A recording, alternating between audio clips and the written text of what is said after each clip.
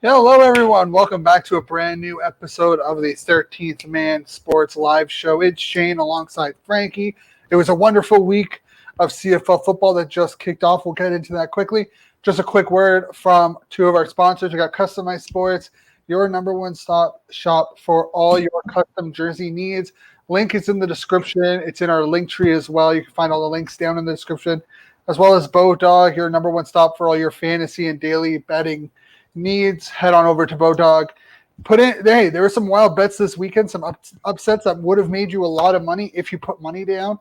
But Frankie, why don't we start off with the first game of the week, first game of the season, and the first game in 620 days, Hamilton and Winnipeg.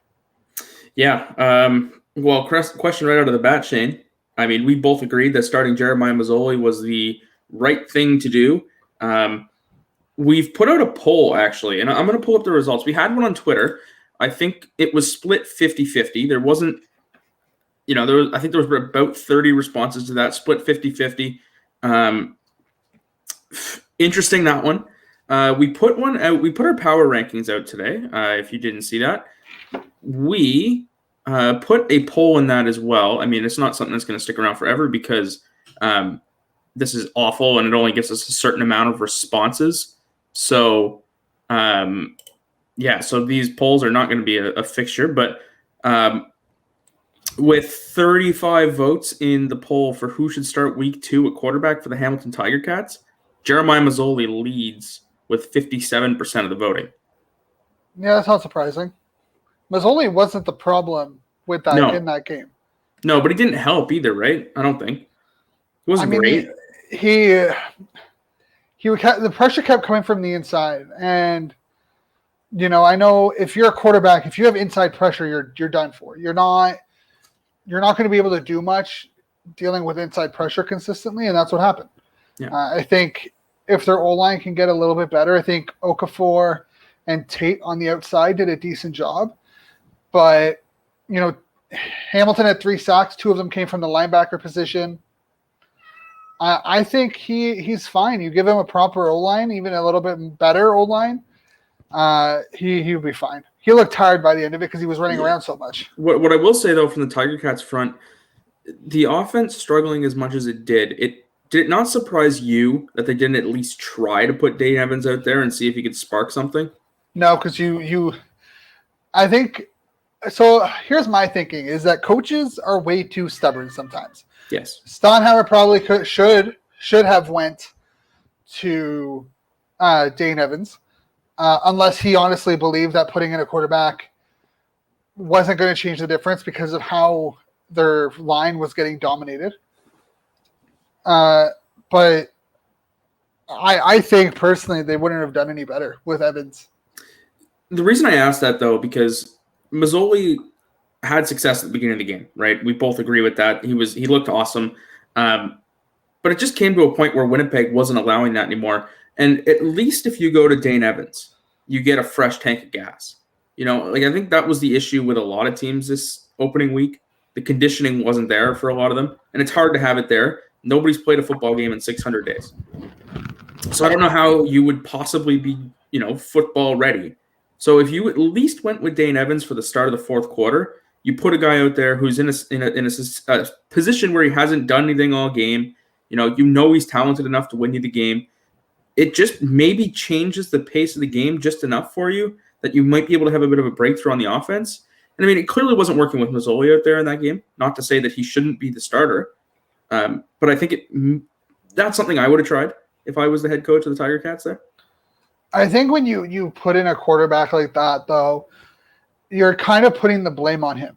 And I think that this isn't a goaltending situation like in hockey where people understand that sometimes you change the goaltender because the team in front of the goaltender isn't playing well.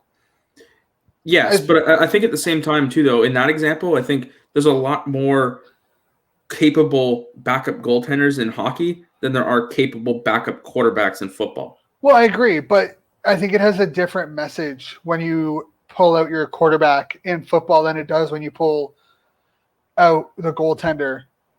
Sure. Right? Because that quarterback's supposed to be the engine of your offense. So if you switch out your quarterback, you're basically admitting that the engine isn't working, even if it's not his fault. And I think this is why you see quarterbacks a little bit more hesitant on switching quarterbacks, is because there's such a mentality of, if we pull the quarterback, it's going to be looked at as, and it may be even looked at in the room as, the coach doesn't trust the quarterback, doesn't trust the engine running the car, and that can cause problems. And I think that's where coaches have an issue pulling a quarterback when the entire team isn't working.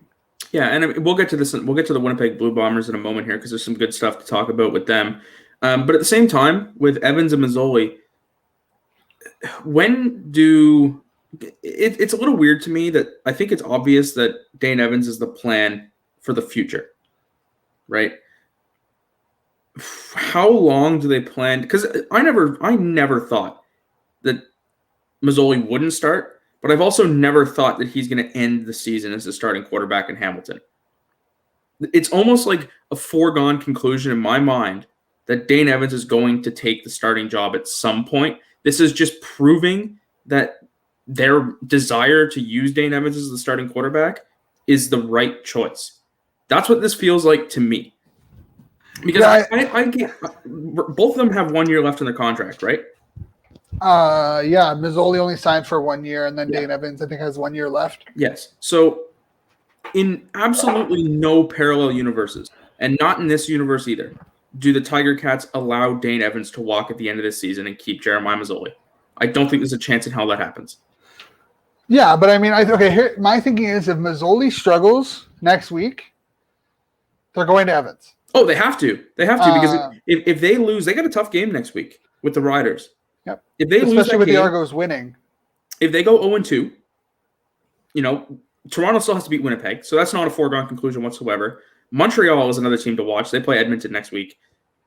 If they start the season 0-2, even if Toronto goes 1-1 here and they lose to Winnipeg, and Montreal goes 1-0, they beat Edmonton, Hamilton's behind the 8 ball. If you start this season 0-2 with the Argonauts looking as good as they are, it's not good for you. Yeah, and I mean, I think you look at that across all the board. If whoever ends next week 0-2 for the team, like Calgary, BC, Hamilton, I think are the 3 teams that play next week that lost, and Edmonton. So the 4 teams.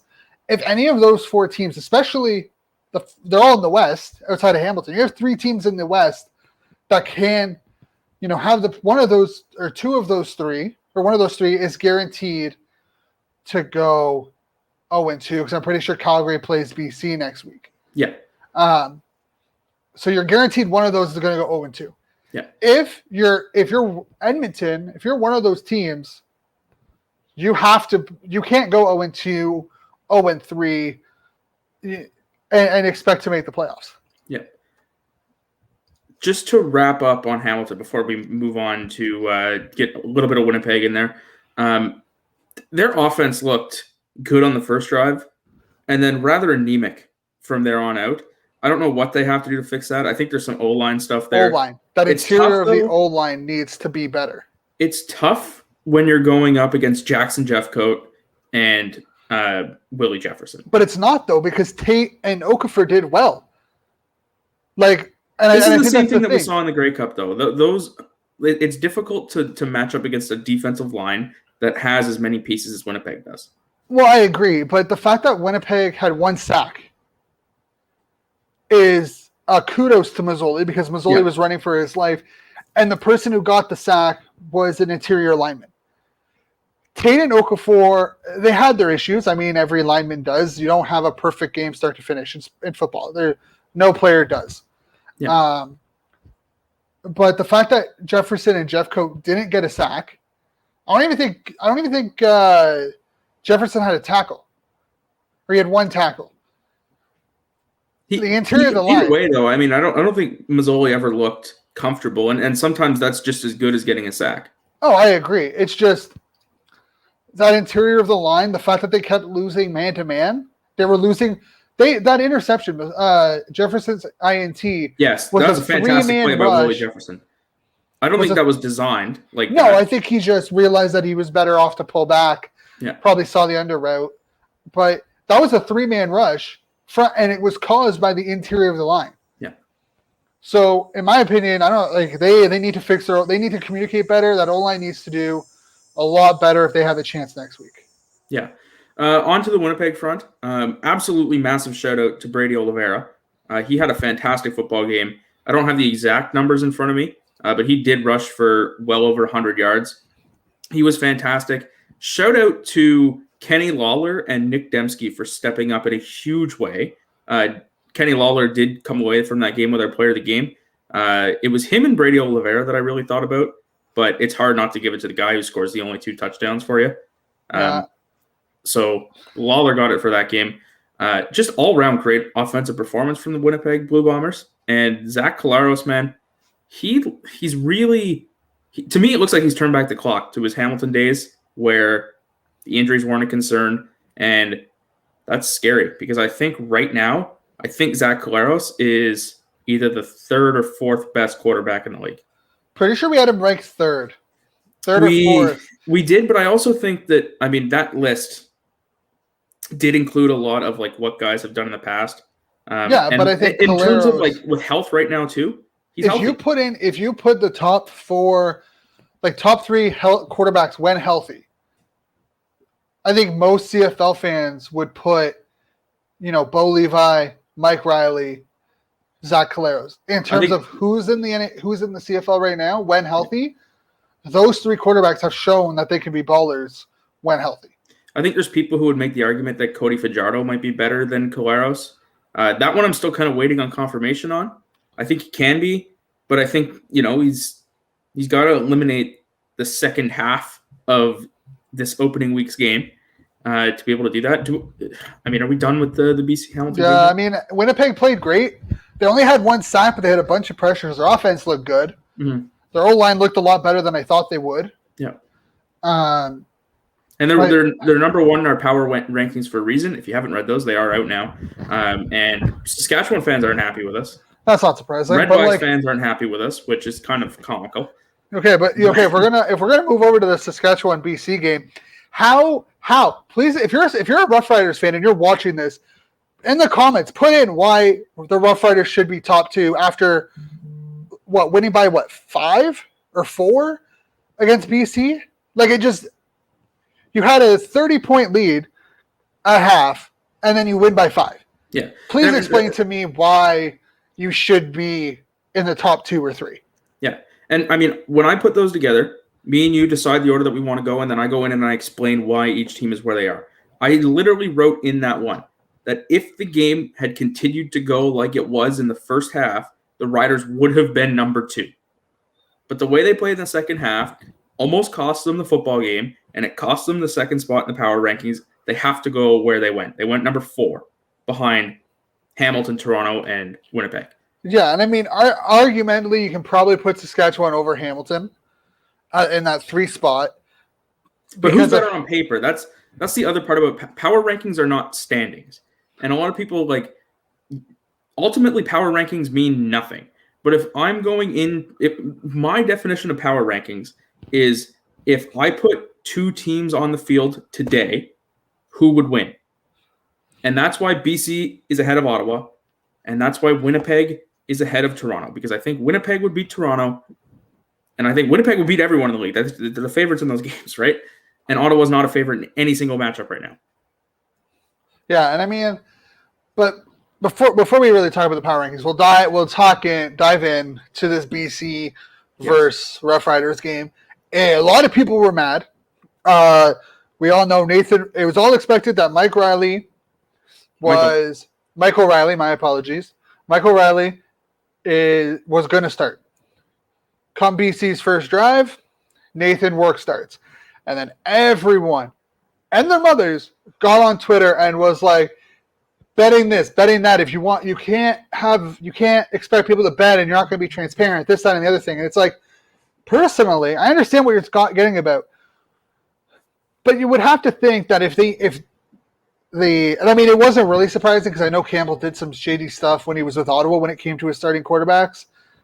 But you would have to think with Mike Riley, if he was going to play, he was going to play. It must have been like people were calling Campbell's character into question over this. And it's like, as much as I don't like Campbell, if Mike Riley says he's playing, he's playing. Yeah. Here's the thing, though. That this is where I think that, sure, list them for the game is questionable. You can do whatever you want there. But to me, and this was, I was in a debate with the Roar Report over this. When Mike Riley got on the field for warm-up, Michael Riley, sorry, got on the field for warm-ups, and he couldn't throw a deep ball. And, I mean, we saw his passes in the second half. There's no way that they were much better in warm-up. You know, I just don't believe that. So for them not to come out with a statement or at least a tweet or something, you know, when those warm-ups happened 45 minutes before the game, that's where my issues arise from. Because at that point, you know, at least we have some kind of notice. I don't know if you can change your bet before a game starts or not, but that's what I'm asking for, right? Just give a tweet, a statement, whatever that says Mike Riley cannot throw a football. He's not starting this game. Nathan Rourke will start this football game. Yeah, and then you have Farhan Lodge, who comes out and says basically that Mike Riley told them after kickoff that he wasn't good to go. I don't believe that, though. I don't believe that Mike Riley, knowing the way that he was throwing the football in the second half, with him saying that his arm didn't respond to treatment before the game, I refuse to believe that he didn't know that he wasn't going to start the football game in warm-ups. I mean, I think he was. Here's the thing: believing that he's not going to do it and actually telling them, probably different. Yeah, and realities, I mean, right? We both know that Michael Riley wants to play. He's the warrior trope is so overused, but it's so true. Like if he's injured, he wants to play. So but it would not surprise me if he went through warm up and he's like, you know what, I can do it. And then when he came out after he was throwing the ball and he's just like, no, I can't.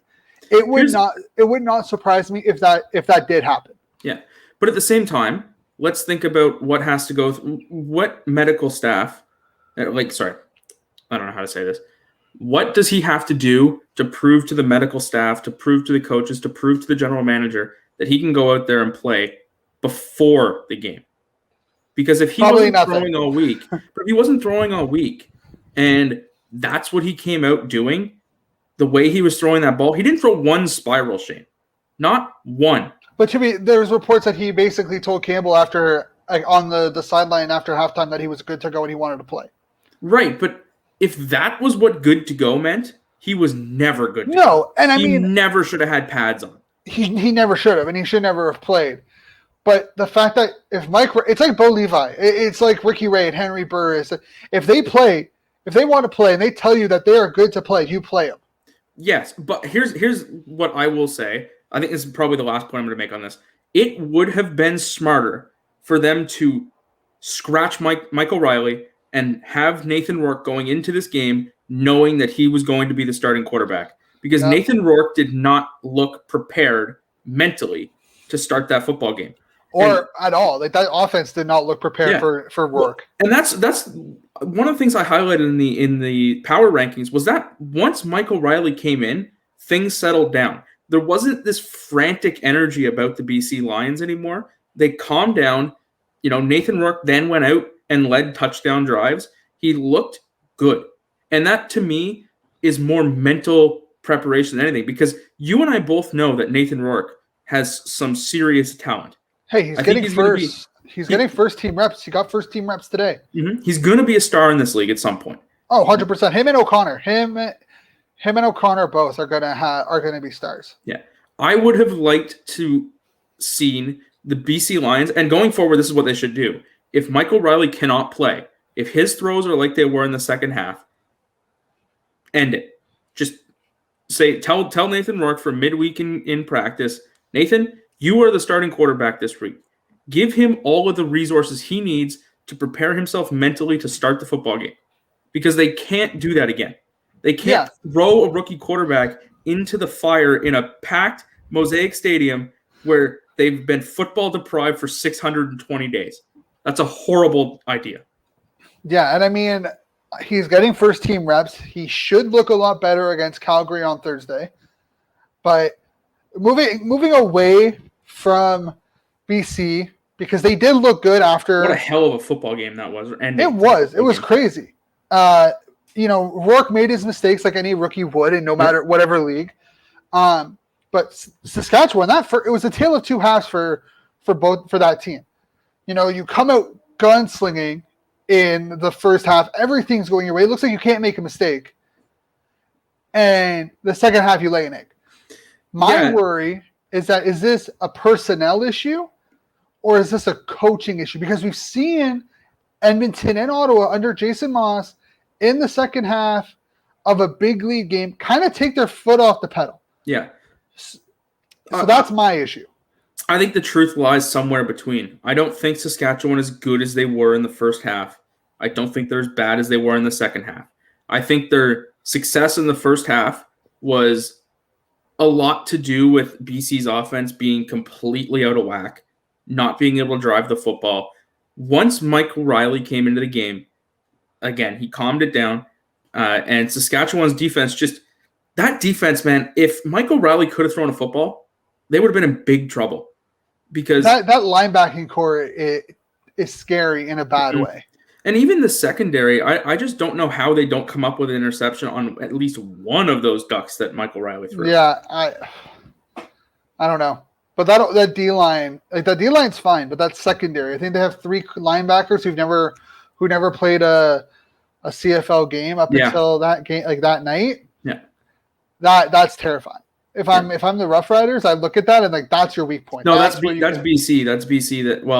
BC has 3 defensive linemen that have never played a game in the CFL? Yeah, but I'm pretty sure the entire starting Rough Riders linebacking core never played.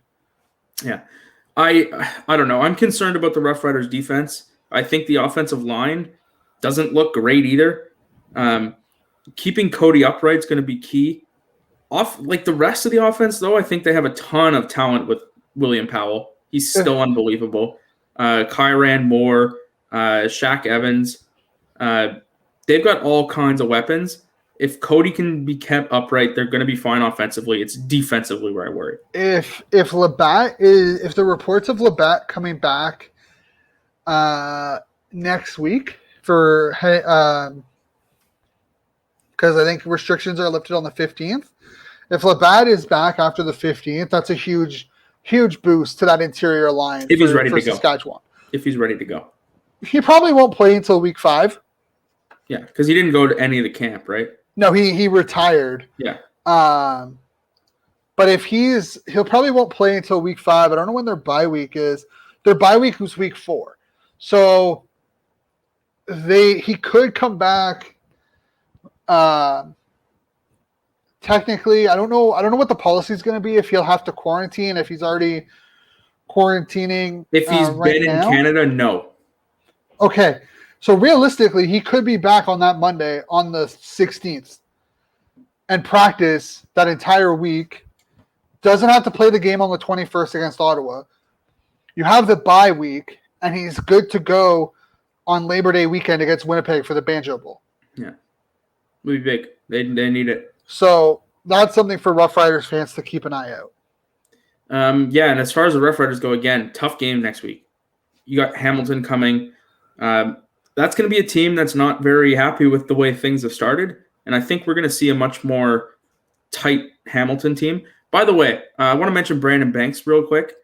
His antics, I think, drained a ton of life out of that offense.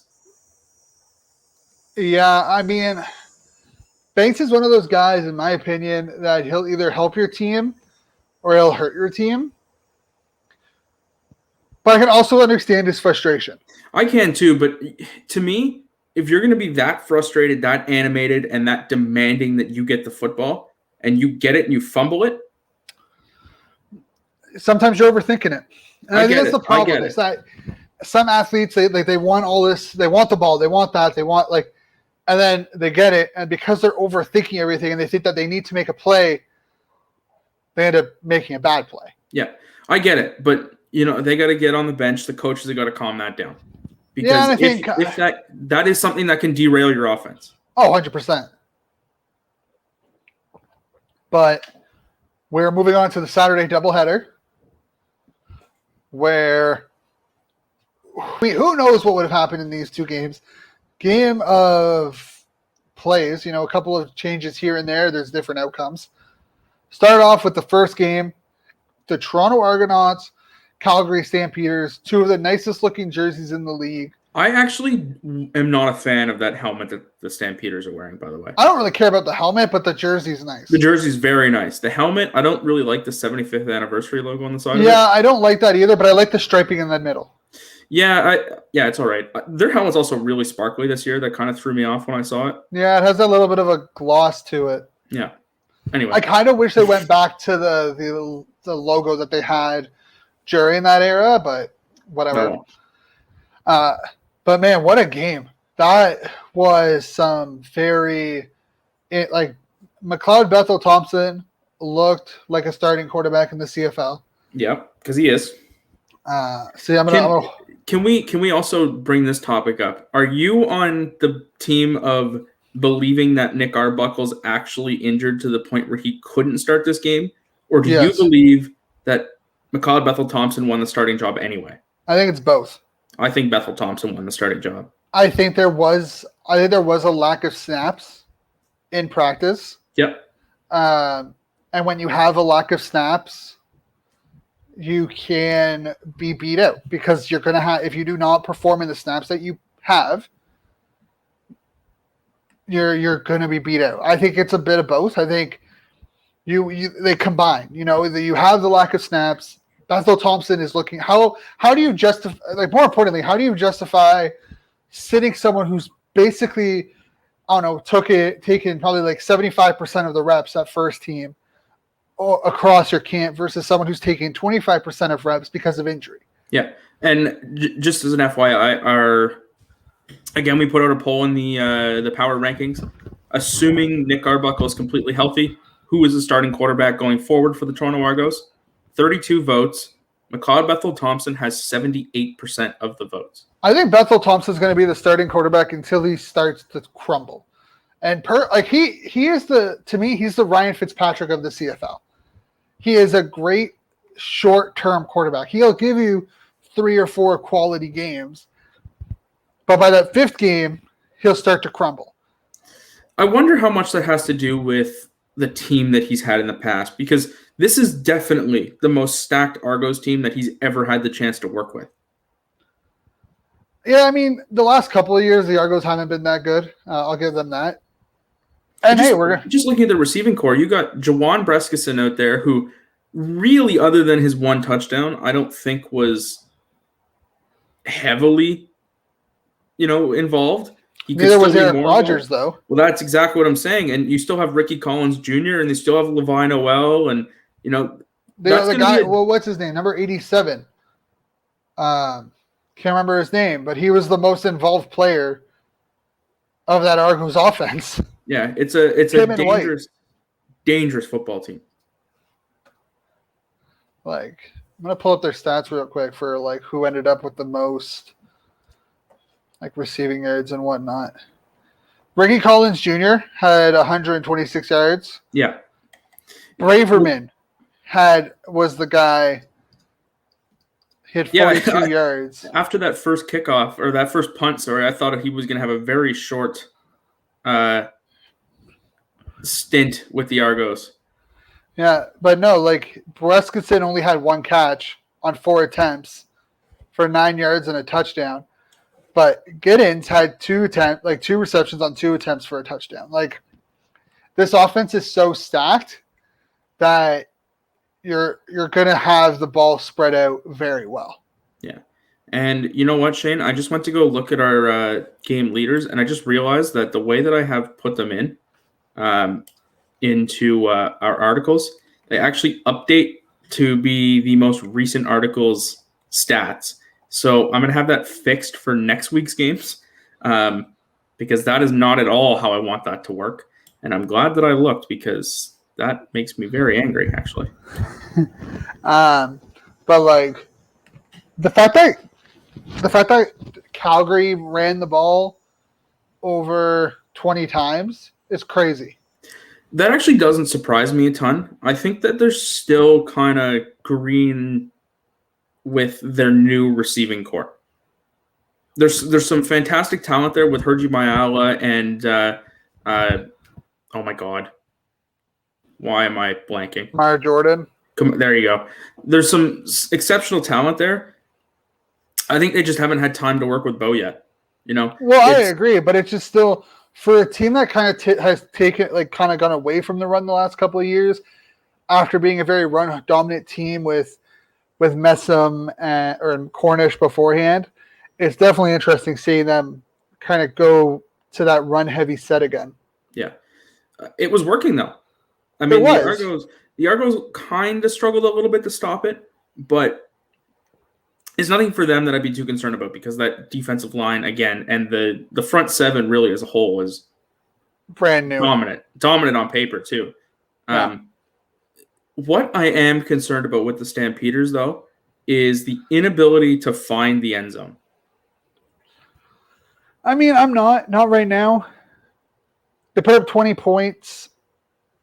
I think, you had one passing TD. So you only really had one TD, offensive TD. Mm-hmm. But I don't know. I feel these weren't long field goals they kicked either, by the way. Their field goals were somewhere between 20. Their longest was 30. Yeah, so between 20 and 30 yards, those aren't places you want to be kicking field goals from too often. You need to put up touchdowns there. Yeah, but I mean, they traded too many sixes for threes. Yeah, and I mean, the closer you get to the end zone, the harder it is to score, especially against the front seven as dominant as what Toronto has. That's just the reality of it. I would not be surprised to see them put up more touchdowns against BC next week. Yeah, and that's exactly it. There's a lot of people saying that this is the end of the Calgary dynasty. That's something that we've been seeing since the offseason, really. I think this is more of a blip.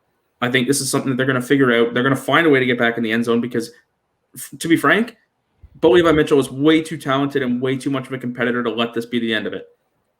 I think we're not going to see the end of it. I think this is just Calgary, right? This is the first game in over 620 days. There is going to be rust. Yeah. Are they dominant as they were before? I don't think so. I don't think they're going to come out and go, 13-1 this year. But to be fair, Toronto only scored 2 touchdowns. Yeah. They just looked better though. And I mean, to their credit too, I mean, Boris Beatty did hit a really long field goal, but he also missed one from 15. Is it the fact that I think the thing that we need to really look at is it Calgary looking bad, or is there such a level, such a expectation level of quality of play that we've gotten accustomed to by Calgary that even if they slip a little bit below that line, everyone treats it like it's some major issue, that they're on the tail end of this dynasty that they've built. It happened with the Patriots too, though. Every single offseason we'd be looking at the roster and go, oh, this is the year the Patriots finally friggin' die. Yeah. I don't think it is for the Stampeders yet. As long as they have Bo and they have Dickinson and, Huffnagel.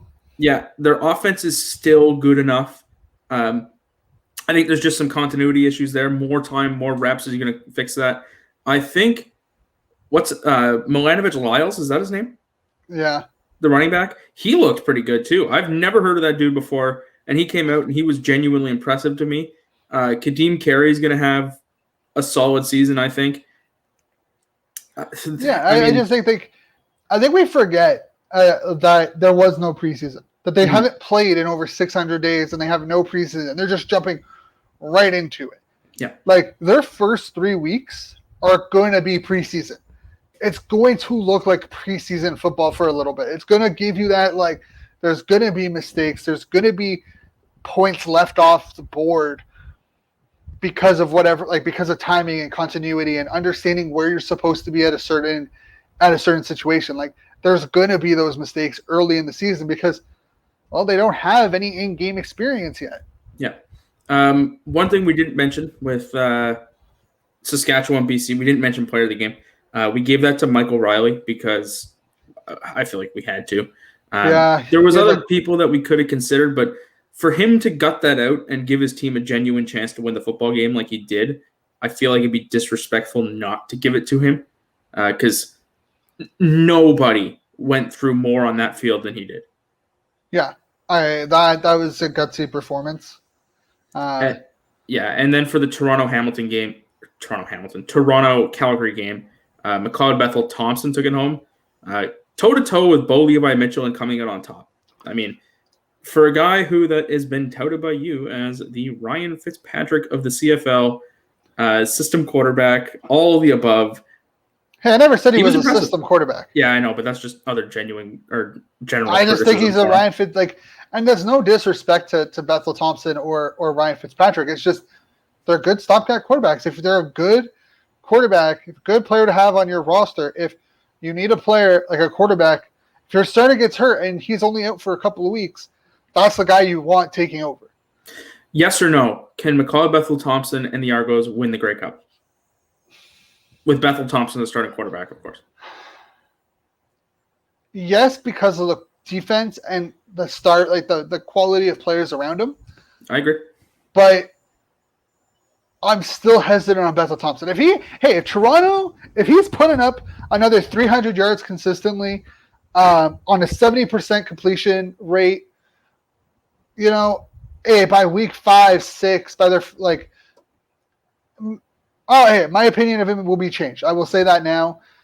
But if he goes into week 5, 6, 7, or game 5, 6, 7, and you start to see those faults, he's only throwing 250, hitting that 60% mark. That's my issue. That's my worry. If he doesn't do that, hey, they have a great chance. If not, well, Arbuckle's there ready to play. So let's go with this then. Going into week 2, both are healthy. Let's say both have had the equal reps going into next week. Who do you start? I think you go Thompson. I think you go Bethel Thompson. He hasn't shown you a reason not to, based off the Calgary game. I think you have to let him play out of that position. Yep, I agree. By the way, we also put out a poll about who fans think is going to win this game coming up. Argos, Bombers, 69 total votes. That's fantastic. I love to see that. This, honestly, Shane, I did not expect this to be so lopsided. Was it 87% of the votes for the Winnipeg Blue Bombers. Really? 87%. Maybe I think it's the O-line question marks on Toronto. Is it you're having basically the same starting 5 from the Grey Cup going against probably one of the best front sevens in the league, but that Toronto offensive line, there's still some question marks there. They had some myths against Calgary. Yep. Can they play well? It's going to be Campbell versus Jefferson on that right side. So I think that's going to be fine. But can that interior line in that left side where covering Jeffcoat, are they going to get crossed up? What's going to go on with that? Is Bethel Thompson mobile enough to extend plays if the pocket breaks down? It's going to be very interesting to watch. I can understand why people have Winnipeg as the favorite in that game. On the flip side, though, I'm interested to see how the Winnipeg offense fares against that Toronto defense. I think that's a suffocating defense. And with more time to get together, maybe the Winnipeg offense can take the next step. We all know that defenses have an advantage early in the season. So, I mean, I think there's a genuine chance that Toronto comes out and wins that football game. And I think the sky's the limit for that club. Oh, 100%. It's going to be very interesting. I'm excited for that game. It's going to be a game, and I know it's cliche to say, especially coming from me, but if there's one game this week that's going to be one in the trenches, it's that game. It's the Toronto versus Winnipeg game on both sides of the ball for both teams. Yeah. Whoever can dominate that trenches, who can stop the run, if you can force the quarterback to throw, that's the point. You can't allow Olivier to have another 100+ yard game. You can't have Oliveira have another 100-yard game. You can't have John White. John White only had 28 yards, which seems like a lot, or doesn't seem as much as he actually did. I definitely thought he had more. But you can't allow them to run. And that's the big thing, is that you're going to have to force them to throw. Yeah. Let's move on to the game of the week. Oh yeah. Well, I mean, it's not really. I mean, I would say the Winnipeg Hamilton was the game of the week. Yeah, that was sarcasm. That was sarcasm. Upset of the week. Can I say this? I watched the condensed game, the cut down version. Yeah. And Ottawa looked really good because I didn't have to watch their offense. And I think this is the problem though, is that like we talked about it earlier. There's no preseason, and yes, is Matt Nichols still reeling from a shoulder injury? Probably. I cannot believe that he looked as hurt as he did. Yeah, and like he looked bad. Was it his shoulder? Was it just the fact that again this offense has no in-game rhythm? You know what, Shane? I look at that offense on paper. The receivers they have don't have a ton of CFL experience. Really, the only one that they have is RJ Harris. But between Jordan Smallwood, and Daniel Peterman, you can also throw Ryan Davis out there, who actually looked pretty good. You've got Nate Bahar if you need him. I simply cannot believe that their offense is as bad as it was in that game. Yeah, was Anthony Coombs playing? Chance. Or was he hurt? He was there, but he never really got any snaps, I don't think. Yeah. He never caught a ball. I know that. But the other thing with Coombs is it looked to me in training camp that he was kind of starting to lose a starting spot because he dropped a fair amount of passes. But to me, there's no way their offense is that atrocious. No, and I definitely think, again, there's just this growing pains. This is a team that they're learning a brand new offense. You know, for the like outside of who? Peterman and Nichols and Flanders, that entire offense is learning a Lapalisse system. Yeah. Can we talk about Flanders too, though? Like that's huge.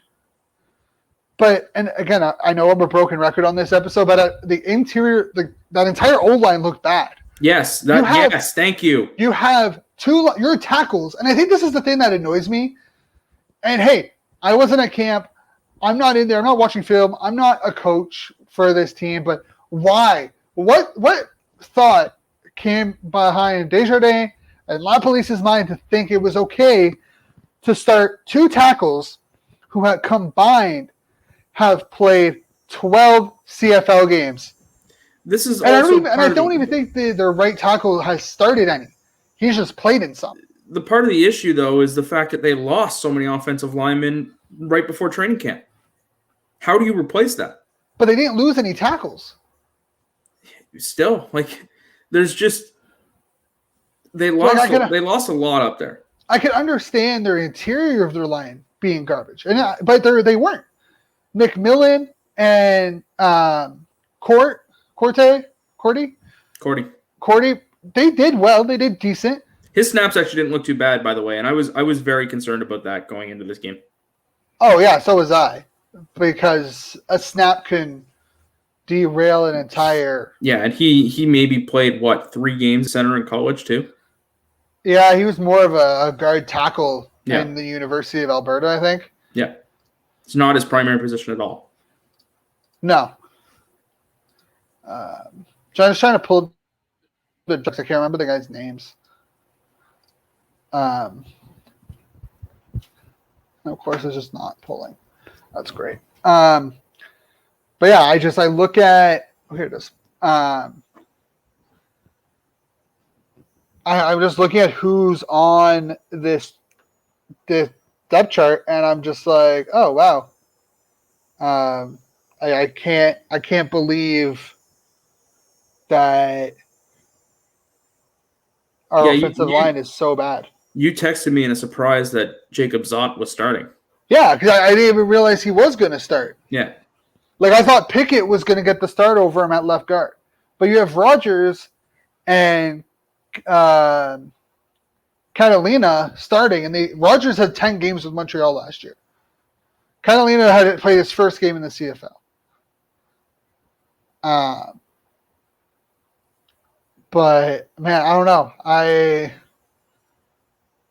really have no idea what to say about this line because this line was not good. Yeah, I wonder too. at what point does Marcel Desjardins maybe pull the trigger on a trade? He has to. It's not a common thing, but Derek Dennis is still stuck in Edmonton. This is my thing, is that if you struggle this year, he's out the door. Like, yeah, I agree. Because I don't think he signed past this year. I think he only signed a 1-year deal to keep him in for this season. I don't think he signed anything else. Nothing. But if they have like a 3-2 win season, he's not being brought, and he doesn't do anything to fix the O-line, specifically the O-line. He's gone. He's not going to be back. You know what? Credit to him, though, for building the defense. Bringing back, I don't know what it is about a Red Blacks logo on his helmet that makes Abdul Kenna unbelievable. But that dude is an absolute baller. And I can't believe that he didn't make things work with Hamilton or Toronto. But the fact that he's back in Ottawa with a fan base that appreciates him. Loves him. Like, the dude he's fantastic. I mean, he's been liking and retweeting everybody that's complimented him on Twitter. He liked us. He retweeted us. He's been a blast. He's been awesome, and he's an awesome dude. I'm so happy that he's back. The defense looks awesome. Joe, Unumba's like him and Micah Awe. You know what? Let's talk about Don Unumba too. He didn't even play the best game. No, he had a good game, but definitely not his best. No, and Micah Awe made a difference. I think Cleon Lang caused enough disruption up the middle to make a difference. Avery Ellis had a sack. Avery Williams had 14 tackles. I don't know if anybody caught that. He was dominant. Baltimore had one. I really hope Sherrod Baltimore is okay, man. That didn't look good. But he was active on social media after that. He didn't really say anything about what his injury is. We'll find out more. Hopefully nothing serious. Yeah, we'll find out. Red Blacks practice on Wednesday, so we'll find out when that happens. Can we just talk about how much of a dog that he was up until his injury? He was. And, I think we got a comment on one of our tweets, too, that the Red Blacks defense wasn't actually that great. It was just Edmonton's offense being bad. That's garbage take. You don't cause 3 interceptions. And, yes, okay, the Kane touchdown. Okay, the receiver not throw, but you know what? Abdul made a play. You gotta hurt it when they make mistakes. And that's what good defenses do. Mm-hmm. They force you to make mistakes, and if they don't force you to make a mistake and you still make a mistake, they make you pay. They had 3 interceptions on a guy who most people think is a top 3 quarterback in the CFL. Yeah, we got to talk about that too. We'll talk about it real quick. But this defense is fantastic. If their offense could figure shit out, this team could be a lot better than people think. So, hey, maybe they make an adjustment during the bye week. They have someone to come in. I don't know, but I don't see them having success with the line that they have. I think that's the major concern, is that, their next game is against who? Calgary? Saskatchewan. It's a defense that I'm less concerned about, but that could still that could still be bad, though. Yes. But, I mean, we didn't really hear much from Matthew Betts. So there's a positive. I don't know who was covering him all night. I think it was Rogers. Yeah. I mean, I don't have a problem with Nate Rogers being out there, but if you want to. He looked decent, but Catalina looked garbage. And if your blindside tackle struggles, your entire interior from left guard to right guard struggle, because they will just dominate that side. Catalina is also a Red Sox fan, by the way. So, well, can't pick those. But if you're a defensive coordinator and that your left, the blindside tackle is rough and isn't as good as he should be, you attack that. And that means loading up the left side, slanting to the left side, doing everything on the left side. Swings, crosses, everything.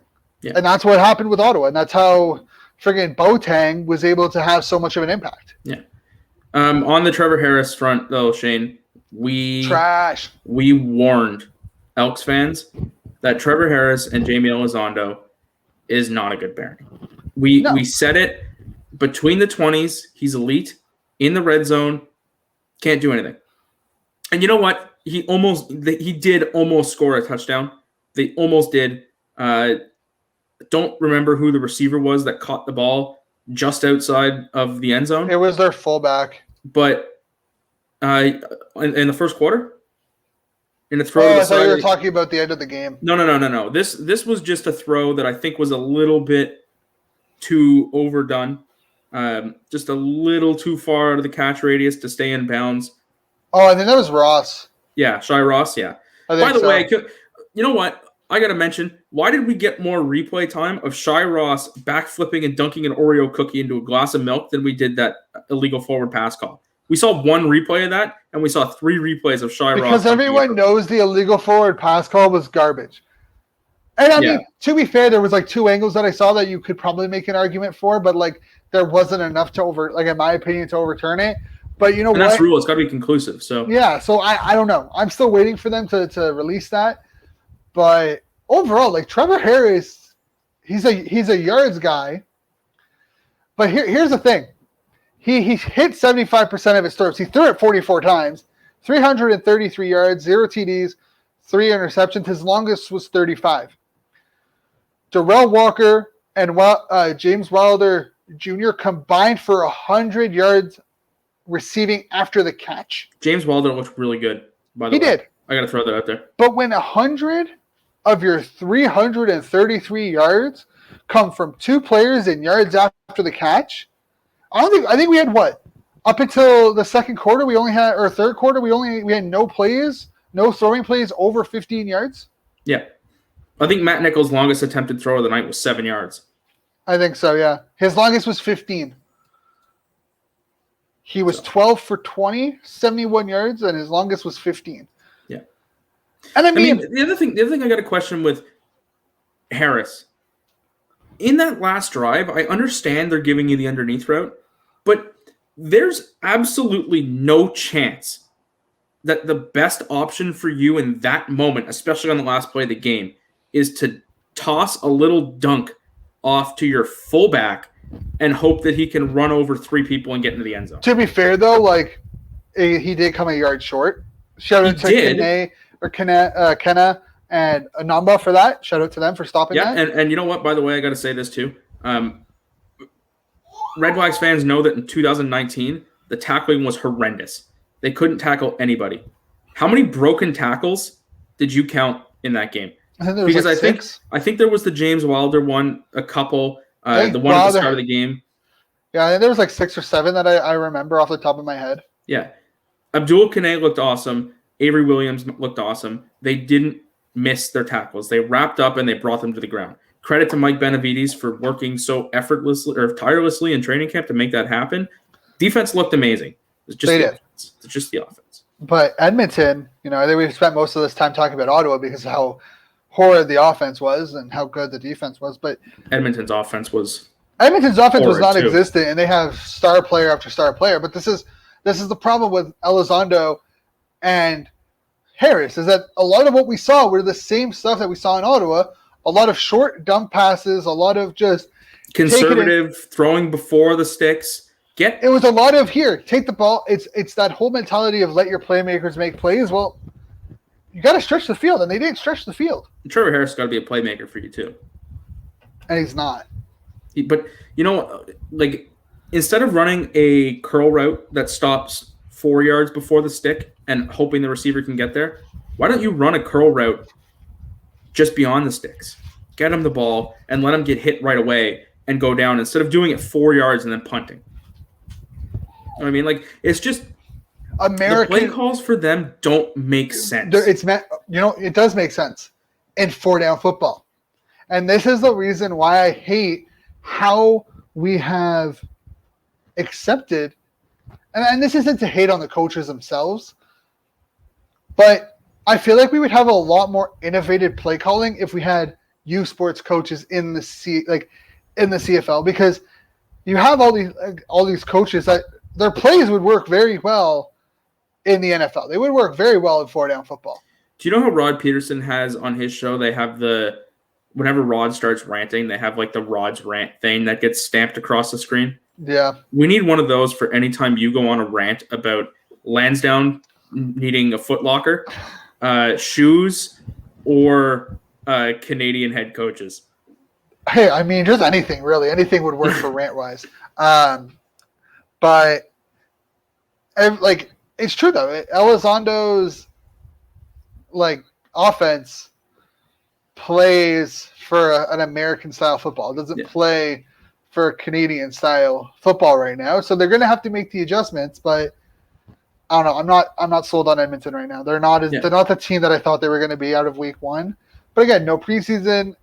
It could be different by week 2. Who knows? We'll see when they play Montreal. But you know what, Shane? Like, I wrote in the power rankings that you can tell in those power rankings, they are the team that genuinely frustrates me because there's way too much talent in the quarterback room. There's way too much talent at receiver. There's way too much at defense for them to do this same garbage again this year where they don't play up to expectations and they don't go deep in the playoffs. They cannot do that again. They can't. They're way too good. Too much talent for them to do this again. Yeah, I mean, it's going to be interesting to see how they rebound after this because this must have been a demoralizing loss for the offense because realistically, the offense cost them the game. The offense should be very disappointed in themselves because the fact that they didn't win this football game and their defense gave up 9 points is ridiculous. It's not good enough. So it's going to be interesting to see how they handle Montreal. Our player of game for Ottawa before we wrap up was Abdul Kene. He also won our player of the week. Yes. I mean, 2 interceptions, a touchdown. 6 tackles. He looked phenomenal. He looked great. Not going to lie. I'm so happy he's back in Ottawa. Yeah. I'm going to need to grab a white jersey at some point, but I do not trust myself for wearing it. So I'm going to wait till the end of the season and maybe grab a game used jersey out of the locker room sale. Could have also, by the way, went with Avery Williams from that game because he was so good and so. He was, but Abdul Kane won the game. Yeah, and he won Player of the Week. But it's crazy. It was a crazy week of football.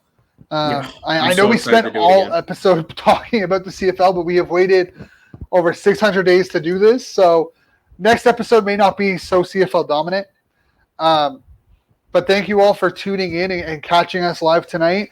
I know we've changed up our times. We will be going Monday at 7:30 to 8:30 every week from now on. There will be other things on our YouTube channel, so you will want to subscribe to that. 13th Man Sports on YouTube. Check out our Twitter, Instagram, Facebook, our website, all that fun stuff.